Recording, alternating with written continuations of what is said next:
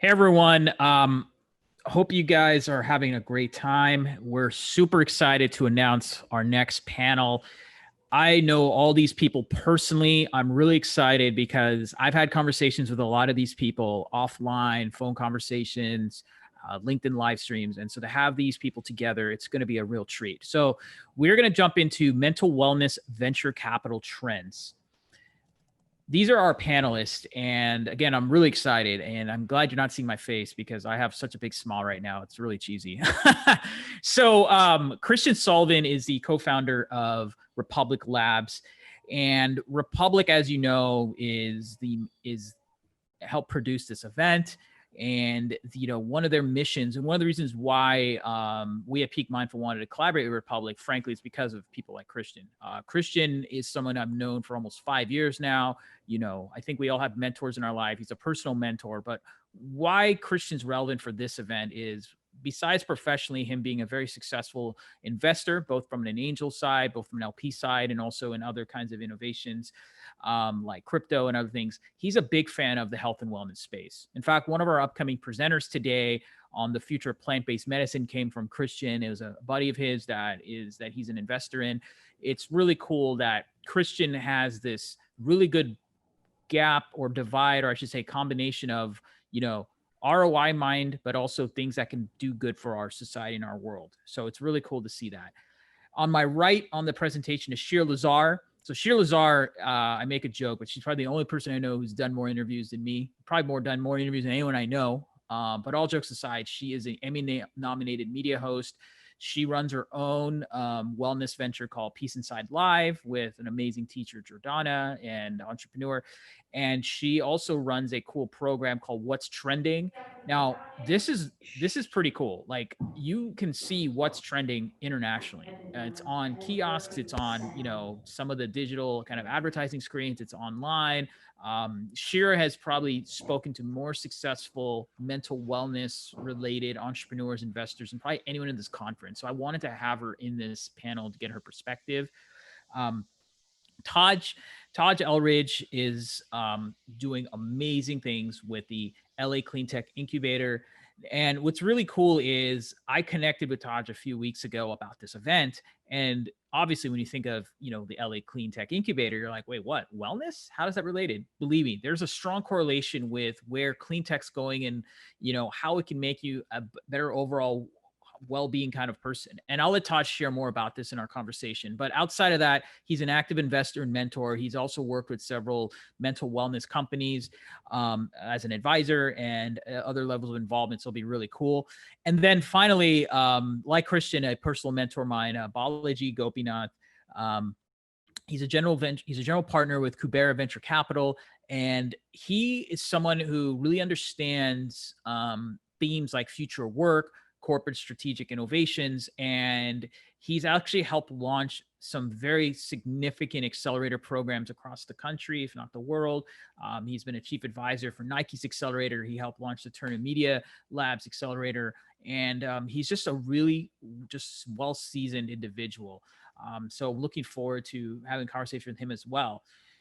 So what are we going to learn today? Before I jump into the panel, I wanted to just share some of the kind of questions in advance so you know where our kind of style is going to be. Outside, of course, from audience questions, which please keep texting them directly or please put them in the public chat. You're going to learn about companies who have successfully raised funding around the mental wellness theme. You're then going to learn about the next big thing around health, mental wellness, or mental health to look out for. This is particularly helpful for entrepreneurs, investors, or even other kinds of collaborators in case there's still people from AFWorks or other kinds of government organizations that, or nonprofit even initiatives that want to learn. And then, of course, with the climate in 2021, what are some of the advice and trends that our panelists would feel that we should all be aware of? This isn't a live in fear kind of question. This is more of like, what are the opportunities? This whole conference, it is what I call realistic positivity, where we have to stay positive using our real life situation. And so this is a very important question for people to get some clarity on, what are some things that these people feel would make sense in their own humble opinion. So without further ado, I'm going to bring on board our panel, and then we're going to get started.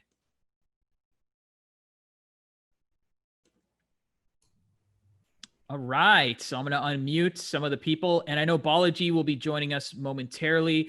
He had something come up, but he'll hopefully be on very shortly. So I got here Shira, I got Christian, and I got Taj. How y'all doing? Doing well. Good. I'm not hearing you, Shira. There you are, I think. Background's on. Yeah, background would be great, but we got to please put that on when you can. Cool. Ash, you're looking good. Oh, thanks, man. I did our favorite meditation this morning, the one I always tell you about. So that and intermittent fasting. Yes. Taj, can you hear me? I can. It says the host has stopped my video, but I'm ready to go. All right, hold on. Let me get that for you. One sec. That is. And hello to the other panelists. Hope everyone is well. I'm dialing in from sunny Southern California. Nice. Sunny and cold, I should say. We're gray here in New York. I love the positivity, man. Yeah, that's funny. Everyone should know that Ash's company was the first company we ever funded on Republic. Yeah. Really? Yes. Yeah. And we always say we like to invest in people who are young and hungry. Comes up with young. He's very young. Younger. Yeah. I just was Ash's first biz. Yeah, I just hit 21, so yeah, I'm still feeling young. No, anyways, guys, let's talk about this theme of mental wellness. Let's just I'm just curious, and when I ask these questions, I'm gonna start with Shira, then Christian, then Todd, just because that's how it shows on my screen. That way, there's no confusion. So, in your opinion, what do you think is like working well when you think of mental wellness as a theme or industry? Is there a company or a product or some type of, even a practice, if it's not even built yet, or some type of thing that you think is like, hey, this is kind of working, this is why I'm getting involved with mental wellness? Yeah, I mean, I think that definitely we saw with the common headspace like coming up and rising into the mainstream, the need for shorter experiences on demand. And I think that for me, I'm also a big fan of Breathwork, the app, because that's using a different modality, but in a similar way that Common Headspace did meditation. And so I'm always looking at kind of ways that you can make it easy and accessible for people. And then obviously the live virtual space is very interesting with me, or for me, as all of us are working on figuring out ways to make our work life, more balanced in many ways. And I think a lot of companies are trying to figure that out too, and what they can offer on the 8. Okay. How about you, Christian? I love the idea that we make mental wealth coaching more accessible to everyone. I think when I was a kid growing up, I'm a little older than all the participants, going to a shrink was viewed as something like not desirable, and there were all those negative connotations. And I think now with technology, everyone can get the one-on-one coaching that they need. People are also more comfortable talking about their issues. And I think it's just another market that's just going to begin to help, and the beneficiary is going to be everyone in the world. So they need to be more love and more empathy. I know it sounds so corny, and I think that everyone is under so much stress these days. Call it the elections, call it the pandemic. So the timing for this pod or this video conference is very good, number one. And number two, technology is what's going to make it accessible to everyone. So we've invested in a few companies, like a group called 7 Cups of Tea, which connects therapists with people. We also invested in a company called Apollo Neuro. And of course, as you know, we did the mushrooms. So we believe it has a lot of opportunity, and the beneficiary, of course, is the people.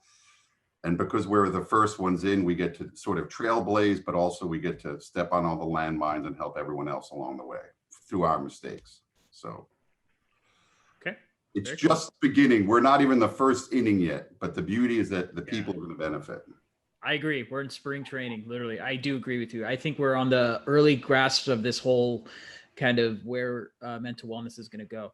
How about you, Taj? And then and Balaji, I know just jumped on, so I'm going to ask him the same question. Taj, what are some, what excites you right now about the mental wellness theme as a whole, whether it's current ventures or future ventures that you think people are dreaming up? Yeah. Number one, thank you, Ash, for this very well-meaning conference. And I think it's all about timing. And I think what really excites me is the timing now, meaning that, I think about a decade ago, I was an investor in a company that was a former baseball player who had mental health issues and wanted to kind of come up with an app to really kind of engage. And it was really early with a lot of the fellow investors who were trying to get into it. But I think now, similar to what Christian said, is that mental health and mental wellness is no longer taboo. Rightly so that Christian said there was this angst about going to a shrink. In some communities, some Black communities, some Latinx communities, there wasn't even, a thought. You didn't really have an idea of really kind of taking care of your mental wellness because you didn't have time. I think for me, what really kind of put this to the forefront, and I posted some things on LinkedIn as well about this, is that there was a young engineer who worked for Uber, family man, who committed suicide. The family thought that suicide was committed because of stress. And so for me, the good thing about it is mental health is not just the apps like Calm and Headspace that are out there. Mental health is slowly becoming part of the culture of companies, and tech companies are realizing, look, in order for us to raise good money, our founders and our team have to have their mental stuff together, just put it in the lack of a better word. In addition to that, in order to have a really great culture and company culture and really retain great people, we have to be mindful of the mental health of our team members and our employees. And I think lastly, people might be asking, well, what is this Cleantech VC doing up in here? The thing about it too is that when you start looking at, and I tell people this all the time as an example, especially for those of us living in Los Angeles, at the height of the pandemic in March, when people were stuck in their homes and no cars on the road, the air looked a little bit different. It was less smog we saw there, less of the particulates in the air. What happened to our mental health then too? There was a lot of people, even though they were bummed about being inside, they had a little bit of happiness to it, because there's a correlation between the environment and our own mental health that we rarely see a lot and there's rarely talked about. So sorry for the long intro, but this is something that's really important to me and really valuable that I think that people should hear about. No, there's no right or wrong answer in length. So thank you for sharing that, my friend. Balaji, I know you just jumped on. I gave you a nice warm intro. The question again is, what are the mental wellness kind of things that you think are working? And I like the world you're in, because one of the themes that you're into is future work, which is obviously a part of the whole mental wellness kind of theme. So what's your take on what are you positive about in terms of the businesses that are doing it right? Yeah, no, so to preface it, I think the world is very distributed these days. Teams are very distributed. This stuff started way before COVID in terms of how companies work together, both small and large. I know folks at IBM who are mid-level managers have never met their boss ever face to face. And I think in that world, we are constantly isolated. And isolation on top of pressure, on top of environment, on top of geopolitical aspects, is challenging for anybody, not just those who need more of the mental health. I think it's challenging for everybody, because you can't pop down to the local pub and have a conversation with somebody after work. You can't have lunch necessarily with your coworkers to discuss something that you're both maybe struggling with. And so this is the ability to give people the tools to help them both professionally and personally, I think becomes paramount, because we are increasingly more isolated as individuals. And even when we have support systems, many times they're not our families, they're urban tribes that we've created, if that, or many times it's our pets. And pets are great, but they don't talk back, right? And so all these things, I think, play a part in why this phenomenon becomes increasingly very important to the health of a company as well as an individual. Thank you for that. And thank you everyone for answering that. Taj, I actually want to jump to you for a second, kind of along the lines of that joke you made, like, why is a clean tech guy on a venture capital? It's like a joke. Like, you got a clean tech guy entering a venture wellness capital. This is what's going to happen. I don't know. Never mind. Yeah. But anyways, I'm curious, like, what are the benefits of clean tech having an impact on someone's well-being? And I know that might sound very general, but like, I think it's really important for people to hear it from your perspective, because you see, look, there's what I call the general clean tech. That's like the mainstream clean tech, like a Tesla, right? Or I don't know, I eat Beyond Meat burgers. Oh, I'm helping, save water. I mean, there's literally, that is what I call like the mainstream, but there's a lot of clean tech innovations and things that we don't all get to hear about unless we're in the industry or we're keeping abreast. So I want you to share on that side, if you don't mind, because I think everybody knows the Tesla Beyond Meat type of clean tech.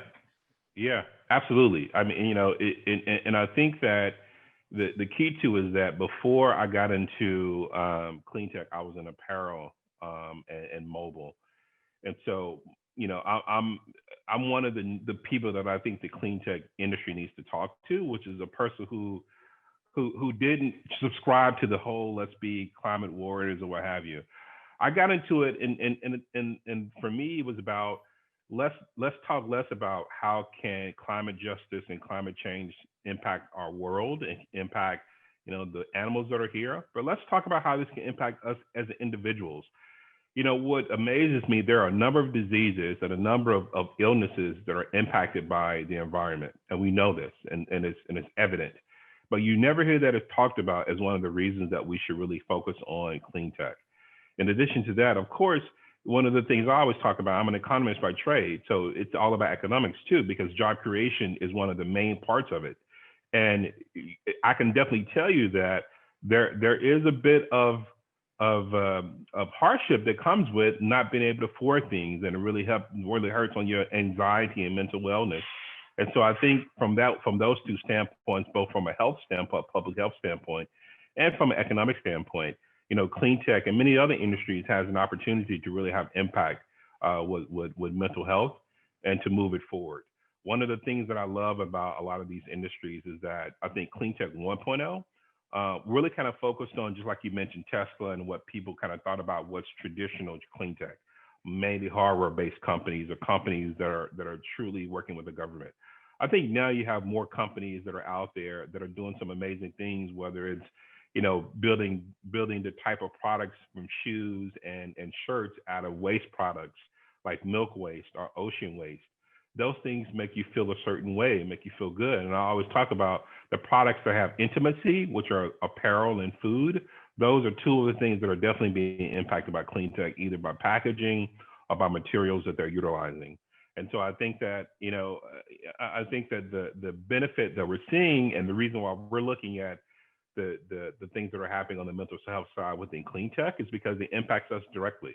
And then lastly, too, like I mentioned always before, I'm a firm believer in that building a great company, there is about the 4 C's. And the 4 C's are, of course, cash, customers, connections, and last is culture. And mental health is a part of that. You want to make sure that the companies and the team members that you have, that you build in a culture where there's a comfortability. Your last speaker just talked about Wells Fargo. I'm a 10-year Wells Fargo veteran, so I can definitely say, some of the things he was saying there were definitely true and was really interesting on it. But I think at the end of the day, a lot of the technologies that are coming out are really kind of taken into the standpoint about people and the way they think, the thought processes. I'll leave you with one company I think is really interesting that's in this combination. There's a company called Miles, think based out of New York. And what they do is they really incentivize people to utilize in different types of transportation and different modes of transportation, and give them, and they look to this whole idea about influencers and rewarding and incentivization for it. And I think those are the things that we can use the way people feel about those things in a positive way to impact the way that we use and the way that we try to reduce greenhouse gas emissions as well. No, that makes a lot of sense. I really love that because, listen, everyone, the better air you have, the better your breathing could be. The better, clean feeling you get from like whether it's foods or your environment, then the better experience you're gonna get. It's not like you can just do breath work in a polluted area and you're gonna get this effect. It kind of defeats the purpose of it. So that's why from a wellness standpoint, I think clean tech and wellness are brotherins, or they're connected, intertwined. So that's cool, man. Let's jump to a totally different subject, which is I was just gonna say, like, I just Yeah, go want ahead. to just like shout that out, because I do think if we talk about mental health and well-being, it needs to be holistic. You like ignoring these other parts that are so key. It's like, why are you just even doing what you're doing if you want to be in the space, and ignoring the communities who are most impacted by the environmental effects or work that we're all creating, right? I mean, the Black and POC communities, and for people that want to be in wellness and that want to ignore that or cut that out of that, it's once again like, why are you doing what you're doing, right? Because you're ignoring a key component to what needs to be done and what needs to be supported right now. So that's what I think about a lot too, as I'm going into the space. And where can I help? Where can I support? Knowing that, obviously I have the privilege to do it, but there are people on the ground there that know that because that's their experience. So how do we create those bridges, right? For those connections and for those opportunities. And I think that's really important right now. Yeah, no, well said. I appreciate you sharing that. It's a great perspective. So along those lines on, alternative wellness is plant-based wellness is what I call it. And we have a speaker later on who's going to be talking about this. David Nixon is going to be going extensively. And he's one of the most, just to give you guys a background, he's had a very successful run as a traditional investor. He was an early investor in Betterment, Airbnb, even with Republic. So he is someone, I wanted him to come speak later on because he brings that street cred. He's not just from the traditional investor side, but also diving into the wellness side. But the question here is for you, Christian. You're the one who introduced me to him. And over the last few years, you have always been showing me interest in this, what I call plant-based wellness. Why is it so interesting to you? Was there any personal story you have that made you get interested in it? Or is it purely ROI? I just want to understand your rationale, because you've opened my eyes. I'll be very honest. And it's really cool. You're muted. Sorry, Christian, you're on mute. No, I was going to say that what I typically do and have done, and we've made a couple hundred, at least 200 investments, is I'm always betting on founders who I think are really focused and they have an edge and they're passionate about what they're working on. So, and also, like a lot of people, I love to eat and drink a lot. So if I could meet somewhere along those lines where we were getting healthy and, enjoying my passion at work, came together. So when I first made my first sort of investment in health and wellness was a few years ago when I backed a guy named Joe Cross, who made a movie called Fat, Sick, and Nearly Dead. And it was about a group of people who did green juice diets for months at a time, and they would lose a lot of weight. And I thought there was a ton of positive energy there. And I like the idea of people trying to help themselves a little bit too, because I think it's very easy to get into a rut where you're spinning in a circle. So I thought one thing was, of course, your diets, what you take in, etc. So that was the first bet, was the juice company. I think he had a lot of effect on a lot of people. They started the whole bullet craze, etc., etc. That was definitely not for ROI. That was, to chip in and be nice. And then while I'm at Republic and we're looking at lots of different businesses, and also at Y Combinator, I was like thinking, and of course I've known other people with mental health issues, and we came across one group that was matching therapists together with people who needed help, and they were doing it online. This was like 4 or 5 years ago. It was called 7 Cups of Tea. And when you just read the reviews about people who want support, like if you're living in rural areas or you can't afford it, your health insurance doesn't work, et cetera, you can do these sessions for sometimes they're free or for $19. And that can really help a lot of people who otherwise wouldn't have access to it.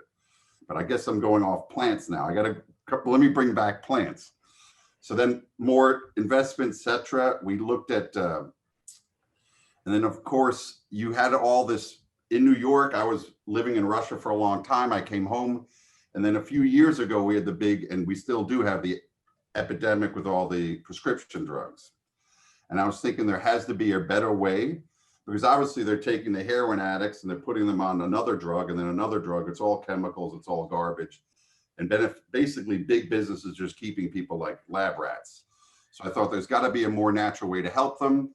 And that's how we started working with Dave Nigzad and other people like that who are using old science, which was outlawed during the 60s and 70s, and he's bringing it back and try to use it as a medicine.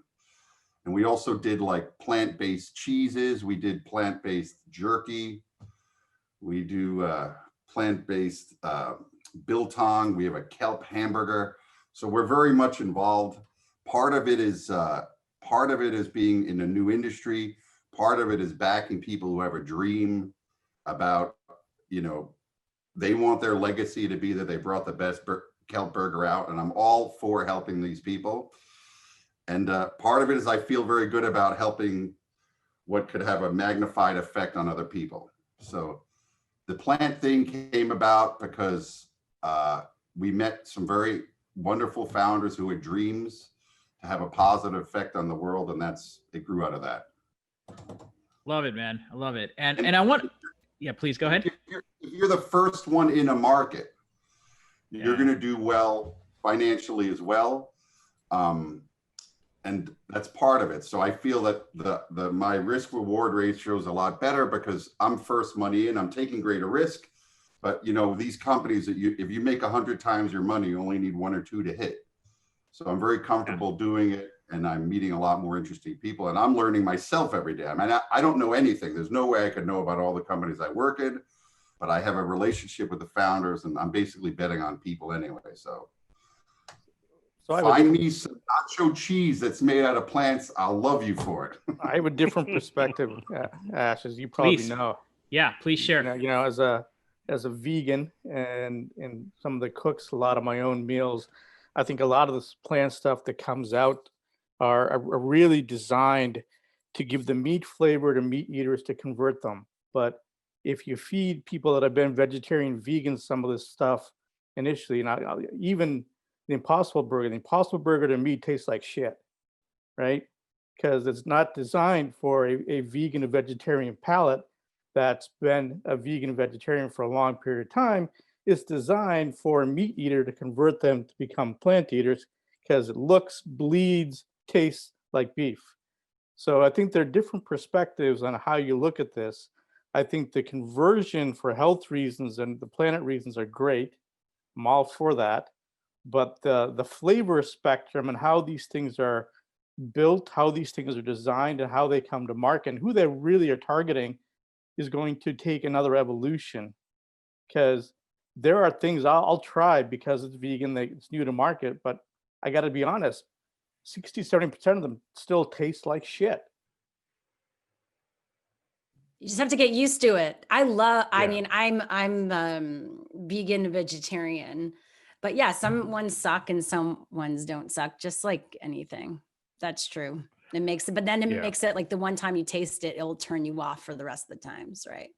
Sometimes. Yeah. But I think that's important. That, you know, let me add to this. That's kind of a similar mentality that we had in Cleantech, which is the message is a certain way, and you had to shift it. I have no, and for me, I think it's okay that you have these plant-based foods that are not, like all of my vegetarian friends definitely are like him, they hate Beyond Meat and a lot of the others.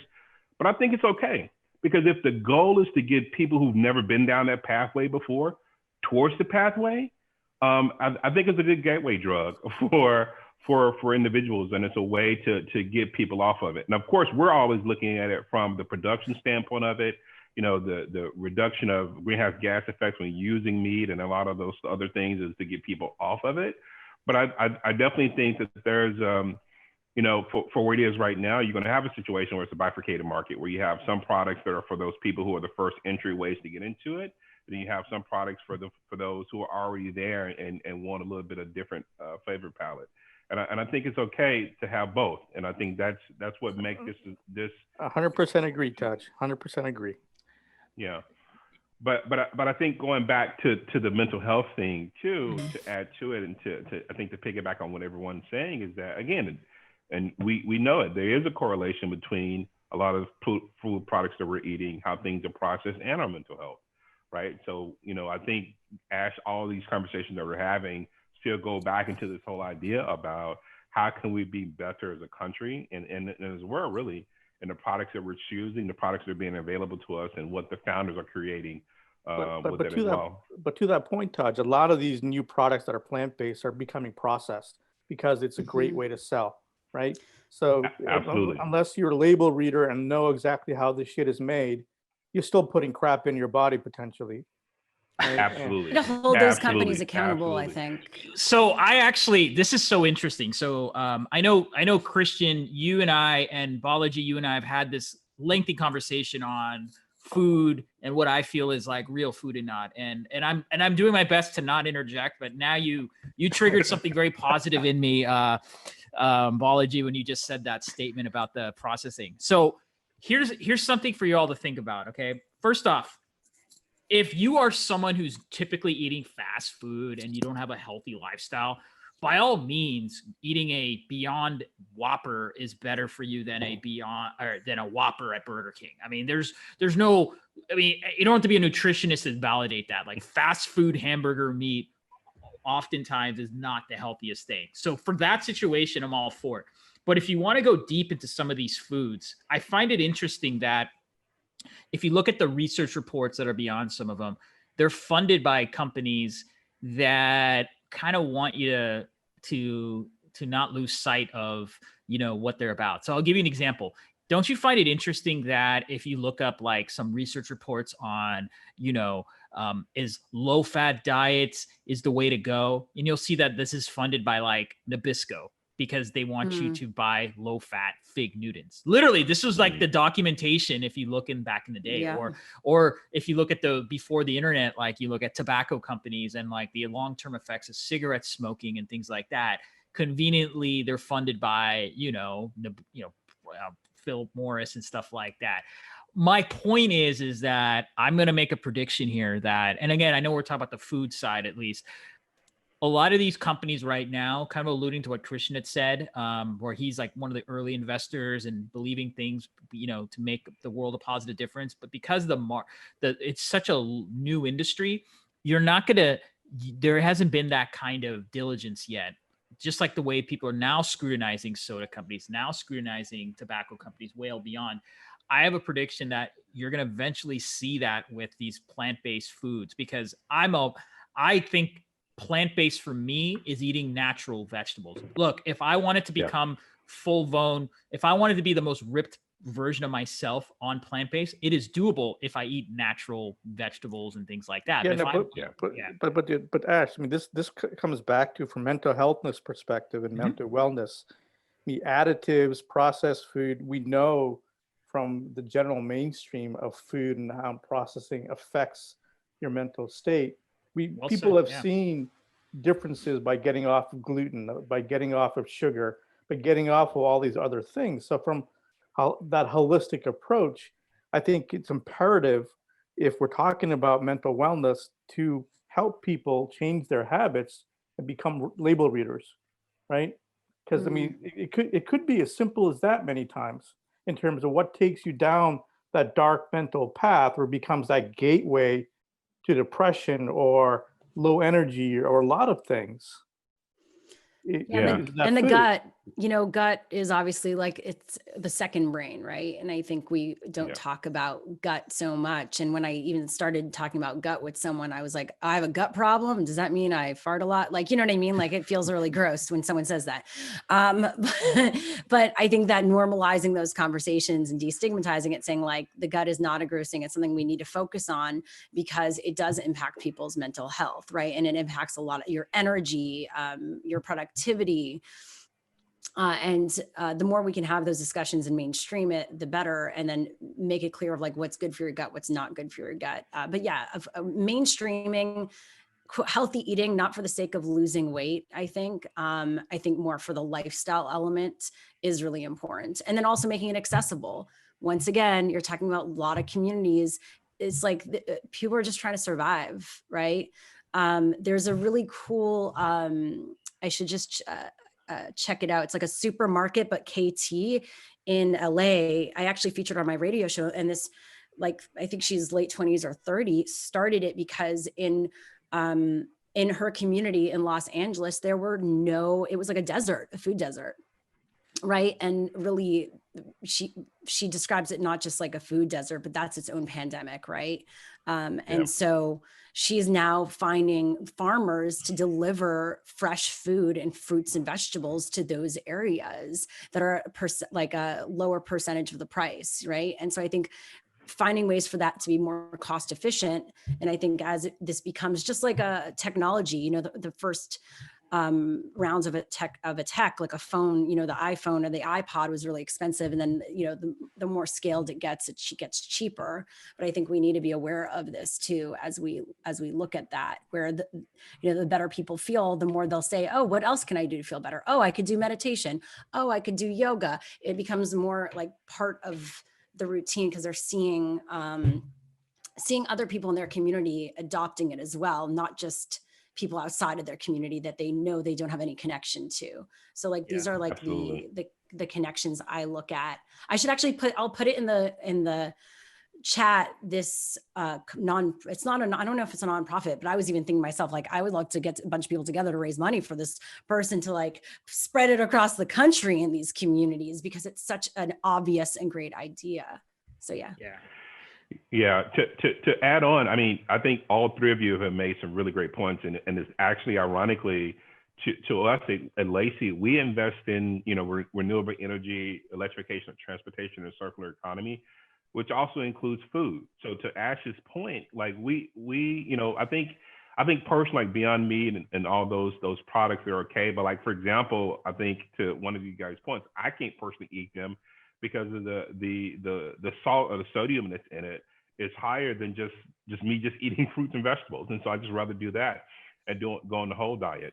And, you know, the joke that used to be in certain communities is that Whole Foods is called whole paycheck, because a lot of people can't afford to go eat there and have the types of products.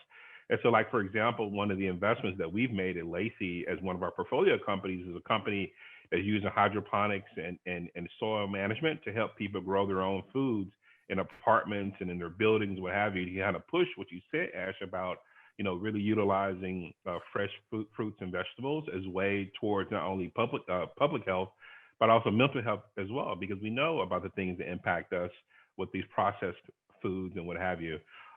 You know, and there's been a history of that. I mean, there's companies like Shoebox that's in our incubator. Yeah, no, I think supply chains are changing. Supply chains are changing significantly. And I think COVID has exposed the inefficiencies, the inequalities there even more so. And I think one of the things we'll see moving forward, and this is obviously an area we invest in, is this reimagining what supply chains look like. How do you have micro supply chains? How do you change that landscape to bring the products to the people that need it? And then a lot of this is going to be localization, and you're going to see a lot of that start to really happen.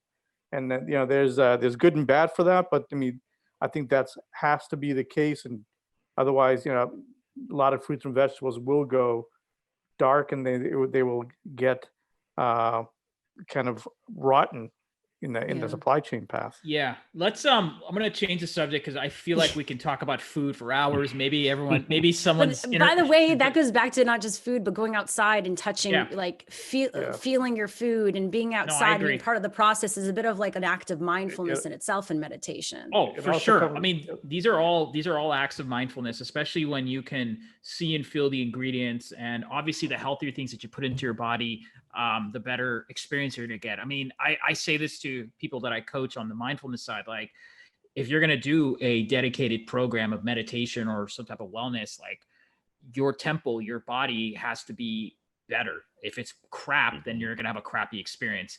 I want to talk about this subject a little more, and specifically self-care habits. So you all are very busy people. You all are juggling, you know, whether it's your businesses, your personal life, traveling or virtually traveling, doing Zoom calls, conferences, et cetera, et cetera. I want to hear from each of you, like, what are some of your routines that you do, whether it's daily or weekly. And there's no definition of what is mindful or not, but I just want to know, what are the things you do to take care of yourselves? Because one thing I've learned is that when you share examples, that is a way of getting others who might not feel that they should take that next step, but they're inspired by your own journey. Like, hey, if they can do it, I should do it. So please share whatever. I'll start in order with Shira, then Christian, then Taj, then Balaji. Oh my God. I was just Googling all these things that you I was like, oh, what am I doing again? So many interesting things in the chat. What do I do daily? Is that what you asked? Yeah. Daily or weekly? Yeah. I mean, I when I wake up, first I choose my partner. I say, I choose you, because I think it's important to choose and have gratitude for the people in your life. So shout out to the lovers out there. And then, yeah, I try to have some body movement. I do breath work. So I'll do some breathing depending on how I feel. Like if I'm feeling a bit of anxiety, tightness of the chest, if I'm feeling tired and calm, how do I use breath to energize myself? I think that's really important. I do Vedic meditation for 20 minutes. Try to do some journaling if I can. Those are the two that I definitely try to do. And then I'll do a 20-minute yoga flow to just get the body, the blood flowing. It gets me out of my head. And that's typically what I do. I'm a big shrooms fan. So I do some microdosing as well in my water. So yeah, I put a little tincture in there, and always, have some coffee and food. I'm pretty simple in that way. And then I always have I try to sage the area in the morning to kind of clear the energy. So yeah, it's pretty simple. Nothing that crazy. I want to interject because I'm a big fan of breath work, and I'm going to share with everyone what Shira was talking about. And then I'm going to ask you another question about it. So breath work think about this. The number one nutrient that goes into your body in and out every day is oxygen. Okay. So breath work is simply a way to heighten that ability to receive and disperse oxygen. And so it's really important for everyone to be mindful or be present on a kind of breath work to incorporate every day. Now, breath work doesn't have to be as complex as like what Shira's saying, like a traditional breath practice. No, it's not even when right. I'm doing isn't like holotropic or anything like I'm not doing that. I'm literally just breathing in for like 4 seconds, out for 6, or holding. It's super simple. It's super simple. And one thing I would say to everyone, just a final thing about breath work is start something every day. So I'll give you a simple thing that I started to do when I first wanted to get into breath work. For me, it's just simply breathing in through your nose and breathing out through your mouth 30 times. That's it. Just do that. Just get comfortable with doing it. And then as you get more into it, you can use that in different times of the day. So you might have like a conversation and it might get stressful, and right after the call or meeting, go to a room or go to some quiet area and just do that breathing 30 times. I'm telling you, it's a simple self-care habit, but it alludes to what Shira's talking about, the power of breath work and things like that. Yeah. And it helps with focus. And then I just think gratitude, like sometimes I wake up and I'm feeling the anxiety of the day that's coming. Or I feel like, like that feeling like, am I going to do as well as I can do today? There's this like impending doom sometimes. And I think that just, writing down what I feel, what I'm grateful for, really shifts my mindset out of that into something more positive. I've even been doing affirmations like things that I'm worried about. Like, I'm like, this is going to go great. This is going to happen the way it gets to happen. Yeah. That person's going to kill that session. Like, just like instead of going into spaces, which I've done, and I think other people do, where I'm kind of anticipating the worst, I'm trying to create spaces to anticipate the best, even though, things could happen, but like, I think that's a better way to approach things. Yeah, no doubt. How about you, Christian? Are there any habits or routines you do daily or weekly? There's no right or wrong answer. Just curious. I do the 4-4-4 breathing exercise. So I think we all do that one. Yeah. Inhale for 4, hold, exhale for 4. And I also, I count my blessings. I feel very fortunate. And I take my dog for a walk, which is a form of therapy. Yeah, for sure. All right. That's it. I mean, I count my blessings and I do and anytime I need to calm down, I can do my breathing exercises, which helps me give a little quick reset. So like Ash said, it's very important. How about you, Taj? Yeah, so I posted something I posted what I'm going to say also in the chat so people can have it. But I think this is why this is really important for me. About 2 years ago, and Ash and I talked about this, I was diagnosed with a rare kidney disease that just changed my life totally. And it made me have to switch everything that I did. And so I think that instead of me going on and having anxiety about it and needing to get therapy around it, I did a few things internally. Number one, there's this film called From India with Love by my friend Mandar Apte. What that taught me about was utilizing different cultures and different experiences to have an out-of-body experience and really be, just like Christian said, count your blessings. Another piece of therapy that I use tremendously, and Ash and I talked about this, is my love of music, all type of genres. And typically what I do is I listen to a lot of different types of music to really kind of give me a different type of attitude and mindset. And then I think lastly, one of the things that you know, I think in this society, we tend to move faith around and not really talk about the importance of faith. I feel like faith is extremely important as a son of a Muslim father and a Christian mother. So for me, there's a proverb that says, Proverbs 11:25, that talks about a generous person will prosper. And so for me, what gets me really in a great mental space is doing great things for others and giving first. And I think that type of mentality, I think, is something that's been helpful for a lot of different people as well, that I've seen in many different cultures that I've taken to bat. And it's been one of the tools I've used to really be in a good mental space. Okay. Well, first off, thank you for sharing that situation that you dealt with, the personal situation. And I'm glad that you seem to be in good, healthy spirits. And one thing that's important, everyone, that I like that all three of these speakers have said, just wanted to share this before I get to Balaji, is they've all talked about some form of gratitude or some type of communication. Now, I know we have a mindful communication panel later on, but I think it's interesting that you that they all talk about that. Being grateful, being happy, being blessed or feeling blessed for the things that you have. It is a form of mindfulness, because again, the goal of any mindfulness activity, or the be mindful, however you want to call it, is to get yourself to be a sense of self-satisfaction. Because when you're happy with yourself, then you have a better chance of conquering the day and letting things come and embracing them, or finding ways to find solutions if there's adversity. But if you come into a day with a negative mindset, or you don't remind yourself of the good things or why you're doing what you're doing, as like Simon Sinek would say, then it would be really, it's really, I don't know how you can be mindful. So it's really I'm really happy that you all three shared that. Balaji, please end it on this question before we dive into some audience questions. Yeah, no, I thank you for the question. I mean, I was fortunate. I grew up doing yoga and meditation with my grandfather when I used to visit India. Go up on the roof. He used to wake my ass up early and make me get up there with him. And so I learned early that the value of that. He lived till he was 100 in very good health. But while I don't do as much yoga these days, I do meditate every day. And it's something I've learned. It reminds me of him and reminds me of a time when things were simpler. And I learned how to do it in a way that is not super constrained by a lot of technique or what have you. It's just what I was taught. But the things I do every day, again, in the sense of gratefulness, I hug my kids every morning, first thing I do. And I'm happy to wake up and be there and have them be there. And I make breakfast for my family every day, which kind of, a lot of people reach for their phone every morning, and I have that temptation as well. And I try not to do that. But I'm not perfect at that.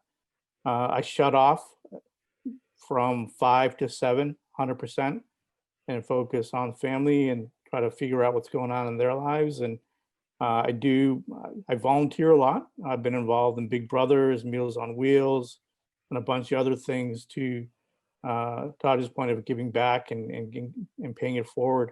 There are a lot of people who aren't in great situations that just need a little help.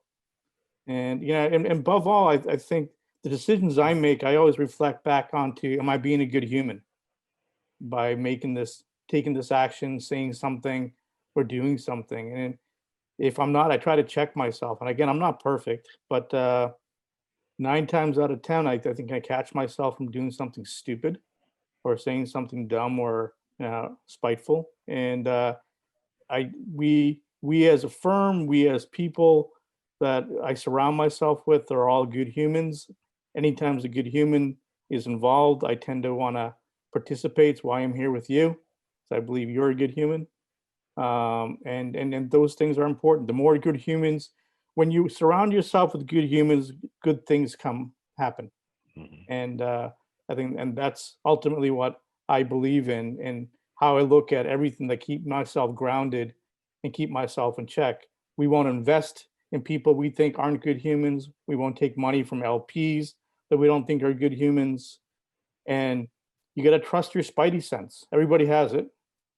And you got to trust it, because we didn't get to where we are without having some idea of good and bad and right and wrong, or something's fishy. I'll leave it at that. I'm going to ask one last question before we go. And thank you all. You've all been so engaging. I'm going to actually start with a reverse order, with you, Balaji, then you, Taj, then you, Christian, then you, Shira. When you have seen or evaluated investment opportunities dealing with mental wellness, whether you are directly investing or you want to refer to someone because you just say, hey, I know someone who would like this. Is there certain criteria that you look at, like, that are different than other industries? Like, is it metric driven? Is it brand driven? Is it movement driven? I'm just curious, like, how you look at is there any things you look at in the mental wellness category from an investment standpoint? So I always look at metrics. I believe that you can't manage what you can't measure. So you have to be able to measure things to manage them. But from the mental wellness space, I think it's a unique animal for me. And I'll speak from my perspective. I look for the personal story as to why they're doing this, and not jumping on a bandwagon, not jumping on a trend, not jumping on that. Because I mean, a lot of that to me points to the true north of a company and an entrepreneur and a founder in terms of why they're doing something. And then from a mental wellness perspective, unless there's a personal story involved in some way, shape, or form, I think that true north can get skewed. And I tend to stay away from that perspective. How about you, Todd? Yeah, well, the first thing is, mental health startups have raised globally a little over $1 billion in 2020 alone, and that's just up. That's up from a few notches from 2016 and the last time I kind of looked at it.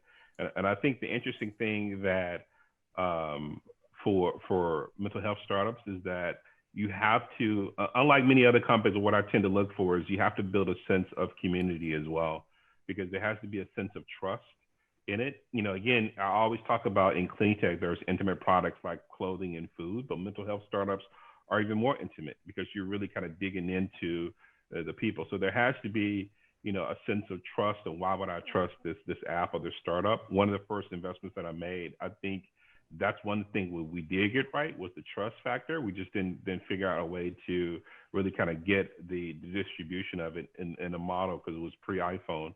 But I think, when you're talking about, just like Balaji said, with the traction piece of that, one of the things that I always talk about, what even firms that are even outside of the space, is that, at one point, people and investors would always look at just revenue as the pure play traction. But I think that there are different ways to look at it too, and community is part of it.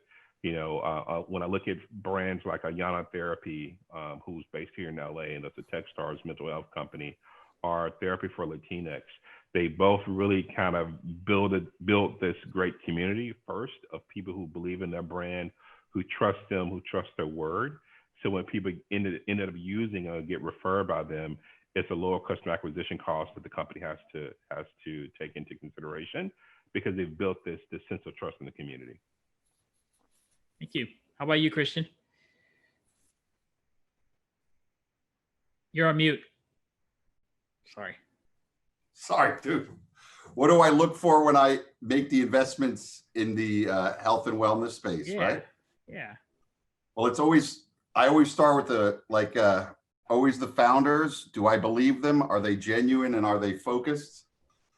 And that's literally the starting point. And because it's with COVID accelerating all the issues people have with being on their own, obviously elections and all the other things going on, more people have needed help. More people have needed remote help. And that's why, so we've seen a lot more of the deals. And even now we're looking at a couple as well. We're also looking at sexual wellness as a form of wellness, Ash, if you want to jump in on that one. Sure. So it's across the board. And I think it's in response to what the market is needing that we're seeing a lot more opportunities in it. And that's why you're seeing more of the health and wellness. You're seeing more of the plant foods. It's seeing why you have the micro-dosing companies. It's all in response to what we've already been given, which were, a lot of drugs and medications and other things that were not good for us. And we probably weren't prepared enough. Well, no one's really prepared for what we've just gone through, but we were not prepared the way we could have been for this last wave of pandemic, et cetera. So we're fortunate that there are enough passionate, motivated entrepreneurs who jump into this feet first. And what we do is we handicap whether they're for real or not, and if it's really their passion, and then we like to back them and help them out. Love it. How about you, Shira? Ended on a good note. What do you do when you recommend? You meet so many entrepreneurs. You have interviewed so many entrepreneurs. You get connected to a lot of investors and people. Like, what would you look for if someone's like, hey, could you help me out as an advisor or referring to someone or whatnot? Yeah. I mean, I need to feel like there's a sense of authenticity and sincerity from the person, and there needs to feel like an understanding of really why they're doing it. Because if they don't care enough about it, if they are just doing it because it's like a hot thing to do or trend, then they're not going to be able to kind of like fight through the hard times, because there will always be obstacles, right? And they'll just like quit and move on to the next hot thing, right? Yeah. Shiny object syndrome. And then also, I mean, I need to feel like, wow, this is something I sometimes feel like I would use, or like, this is easy. It's like, I put myself in like the consumer side of it, right? The user, where I'm like, oh, do I like this? Would I use it? Like, there are some things even like for friends and family around that I've been asked to like jump in on. And there are some things that I'm like, oh, I really like the founder and I love the idea of it, but I tried the product and I was like, I don't know, it doesn't resonate with me, the product. And then I would feel really bad about it and I have to just like get over that hump. Because you can't put your money in something and then promote it if you like, it hasn't impacted you. That's like what I find, because I'm not gonna like push it out and promote it to my community being like, this is the best thing, or I've done, if I myself, I'm like, I'm not sure about this, right? You can't be lukewarm about something. And I think the intention of it is really important too. And it's not just about being early to that, but it's also about, like, what are you doing differently? What's the angle? Why do people need this? Why should people care? Okay. Well, everyone, I was just sending some thank you notes to some of the people sending some notes. I want to thank you all for being on this panel. I sincerely would love to do a part 2, which we will 2021 maybe, but thank you all. I really love the insights you all shared. What's interesting is that, there's this, where is plant-based wellness going? Where is overall mental wellness going? New themes, new emerging things like the sexual wellness, which I actually have looked into it. There is a lot of movement into that. I think it's totally needed right now, especially for certain situations and whatnot. And this is going to be great.